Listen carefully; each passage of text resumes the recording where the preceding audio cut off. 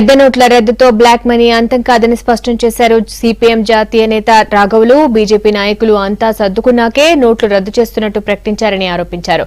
పార్లమెంట్లోనూ దీనిపై పోరాడతామన్నారు రాఘవులు.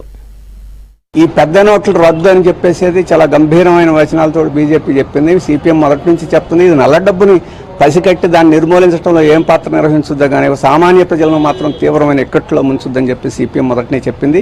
నల్ల డబ్బుని నిర్మూలించే ప్రభుత్వం అయితే ముందు తమ సొంత వాళ్ళకి చెప్పుకొని నల్ల డబ్బును అంతటిని జాగ్రత్త చేసుకున్న తర్వాత ఇది చేయదు. వాళ్ళ పార్టీ నాయకుడు సుబ్రహ్మణ్య స్వామి చెప్పాడు ఇది నల్ల డబ్బును ఏమీ చేయలేదు.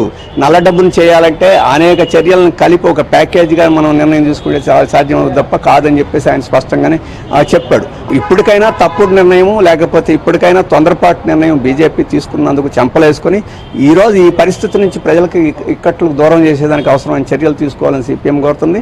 ఈరోజు అస్సాంలో ఎన్నికలు వస్తున్నాయని చెప్పేసి ఒక నియోజకవర్గంలో ఆర్బీఐ సహాయంతో అక్కడ ఎగ్జామ్షన్ ఇచ్చారు. వాళ్ళకి అవసరమైన చోట ఎగ్జామ్షన్ ఇచ్చుకుంటారు. మిగతా దేశం అంతా ఈరోజు ఈ రకమైన ఇక్కట్లు పాలు చేసే పరిస్థితి మంచిది కాదు.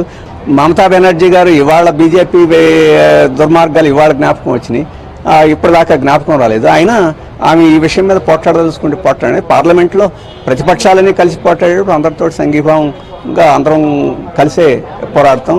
ఈ విషయం మీద ఆమెతో జట్టు కట్టాల్సిన అవసరం ఏంది?